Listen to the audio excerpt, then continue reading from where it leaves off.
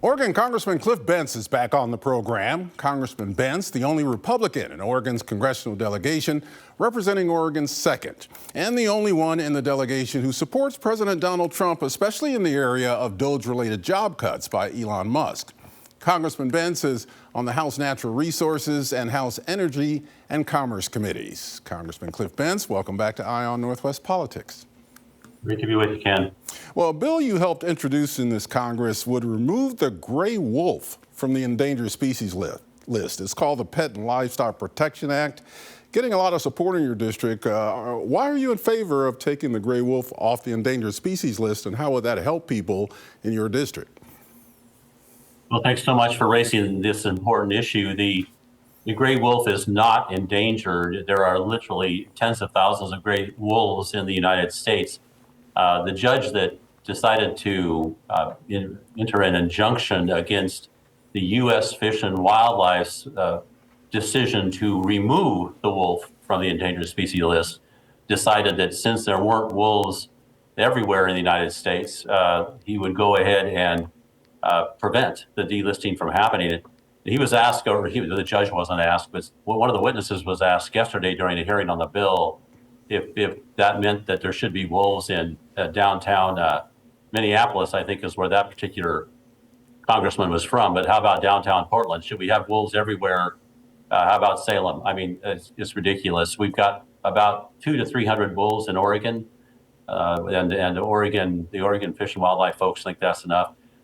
If we had them off the list in all of Oregon, they're off the list in part of Oregon, we would be able to better control bad wolves and protect the good ones, because the bad ones are the ones that make a habit out of eating livestock. So is that the major impact of having wolves be protected, is that farmers, ranchers would be concerned about the effects of those wolves on their livestock?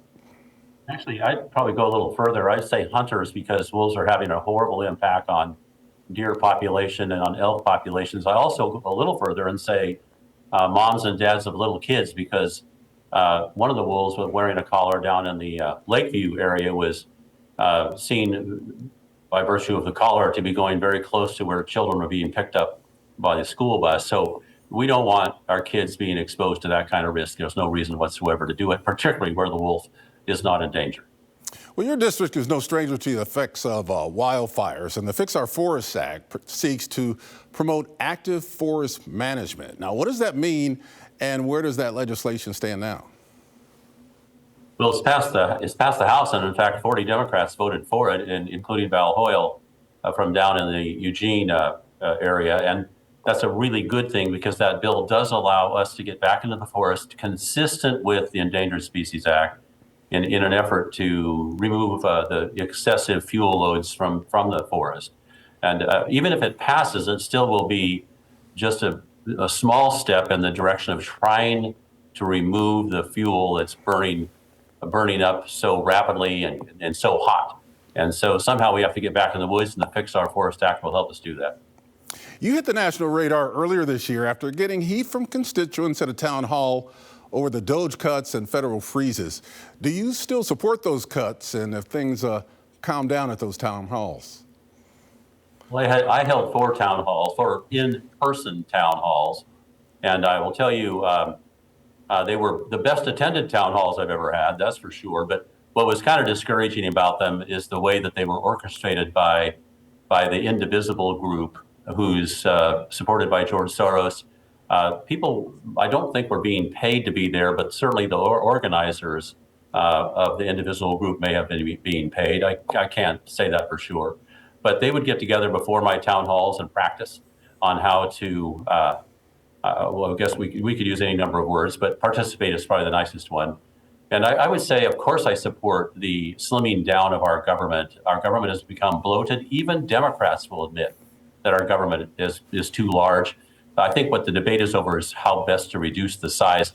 Those who don't want to reduce the size of government, and there are some, haven't looked at our deficit of $2 trillion a year, and apparently want us to keep galloping toward fiscal insolvency at the federal level. We want to slow that train down, and the DOGE group is trying its best to do that. This is a legitimate issue for people. I mean, this is a people issue as well as the overall goal of trimming down the federal government. So how many job cuts are in your district? What agencies are affected? And what do you tell those people who have been affected by these cuts? Well, as I tried to say in my town hall meetings, they have my sympathy, just like anybody who's let go from a job has my sympathy. But just because you work for the federal government does not mean that you have a lock on perpetual employment. You don't. You're just like everybody else, or you should be. And if you have to downsize, then someone's going to lose their job. That's how it works, and that's how it has to work if people are going to be accountable and bear the same burdens in a federal job as people do in the private sector. So yeah, sure, I feel badly for them, but we have too many people working for the government, then someone's going to lose their job. And then as far as the long-term program, I think the overall approach is to try to reduce agencies by about 10%. The numbers I have are there are about 7,000 federal employees in my district, CD number 2, and that would be about 700 people losing their jobs. And I've already indicated I feel badly for them because who wants to lose a job, especially a great federal one like most of those jobs are. But yeah, some people are going to lose their jobs. The president has repeatedly said he will not touch Social Security, but there have been job cuts at Social Security offices that could make it harder for people to access services or talk to a live person, whatever the case may be. What's that looking like so far in District 2? Any impact? We've heard of no impact. The closing of offices, there's about 1,200 Social Security offices across the United States. The plan is to close about 47 of them. None in Oregon are on that closing list. As far as reductions in workforce, there is a planned reduction somewhere, again, in the 10% range, but the proposal to stop using certain practices like telephoning in has been reversed. And so people will still be able to phone in for at least a portion of their services.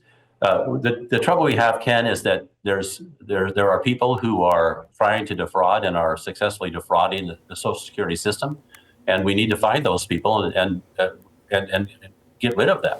And I say get rid of them, get them off the dole when they don't belong there. The other thing that people need to know is that we need to fix our Social Security system in a way that keeps it providing the essential services it provides. And I just would point out, in 2032 or 33, we're going to see about a 20% reduction in Social Security just by virtue of the reserves running out. So this is going to require making sure we're not spending money where we shouldn't be spending it, and also figuring out how in the world to fix that deficit. Social Security is extremely important to people, and we want to protect it. Got about a minute left, Congressman, and we've had some time to digest the effects of the Trump tariffs. Do you think they're working the way they were intended, and how do you feel things are shaking out in that respect now? Well, there's a lot of them, and I think what I've tried to do is meet with people. Yesterday, I think I met with 6 separate groups who were concerned and had concerns about the tariffs, and we're putting together a list of the impact of those tariffs and getting it to the White House. I just discussed that with my staff this morning, so we're putting those forms together now. I understand the president's goal, and that is to bring business back to the United States and also have a fair shake in our trade situation.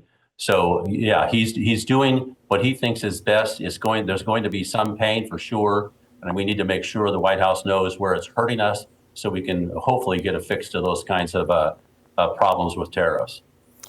Congressman Cliff Bentz, thank you for coming back to Eye on Northwest Politics. Thank you, Ken. Appreciate the opportunity.